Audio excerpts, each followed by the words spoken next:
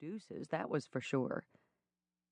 He flexed his fingers around his cards and fixed a thoughtful gaze on Gonzales. In the past, Tristan had dickered his way out of similar trouble. Never when he had lost so much money, of course, but even Gonzales could be persuaded to be reasonable, if given enough incentive. Mouth dry, tongue thick, Tristan said, "Do you recall seeing my wife, Francisco?" Nudging back his sombrero, Gonzales fixed Tristan with dark, questioning eyes, his swarthy face cast into eerie shadow by the flickering flames. "I recall seeing her, yes. Why do you ask, city man?" Tristan forced the tension from his shoulders. The blackness of the night seemed to press in on him from all sides, and he felt swallowed by it. "She's a remarkably lovely woman, my wife. Don't you agree?" Gonzales fanned his cards and studied them, his speculative smile flashing teeth stained brown by tobacco. "Si, city man, remarkably lovely." The gurgling sound from the nearby stream filled the quiet between his words and emphasized his hesitation. "But what has she to do with our game, eh?" Tristan stretched his mouth into a grin. "I was just thinking, I'll bet it's been a while since you've had it with a real lady." "A pregnant one, you mean?" Johnson came out of his drowsy stupor long enough to guffaw at the joke.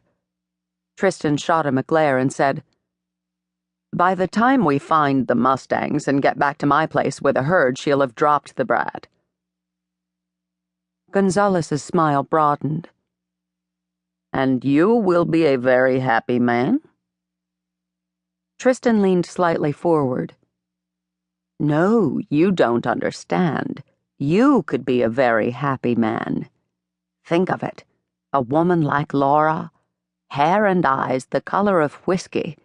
Being a Mex, you probably haven't had it with a blonde." A spark of interest crept in Gonzales's expression. "Are you offering to let me diddle your wife, city man?" "I was thinking more along the line of lending her to you for a time." "Lending her to me?" the Mexican repeated. Heartened by the sudden heat in Gonzales's gaze, Tristan shrugged. "I'm running a little short on funds. An honorable man covers his bets. All I've got of value is my woman. But what a woman! Skin the color of cream and nipples so sweet and pink you'll think you've latched onto cherry blossoms." Gonzales rested his wrist on his knee, the faces of his cards pressed against his grimy denim pant leg.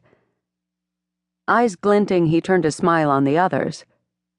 After a moment, he looked back at Tristan and said, "I've sucked my share of pink tits, amigo." "She's a lady, Gonzales, a genuine lady.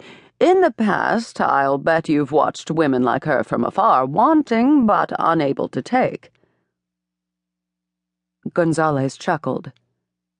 "Wanting and not taking, that is not my way, city man. Surely you know me better than that by now. It is true enough that your wife is very lovely. Before I ever met you, I had heard tales about her from the miners who saw her when you passed through Denver. Not many women have hair and eyes that color." Tristan nearly whooped with relief. "Then we have a deal?" For a moment, Gonzales seemed to consider the offer. "I am not so sure. Why should I settle for temporary possession? After I grew bored with her, a beauty such as she would bring a very fine price down Mexico way. As you say, women with her coloring are rare among my people." Tristan sensed a sudden change in the other men. Those near the fire moved away from him. Those in the darkness behind him abandoned their bedrolls. Fear crawled up his spine. To keep listening to this audiobook, I've left you a link in the description so you can do it, at no cost thanks to Audible's 30-day free trial.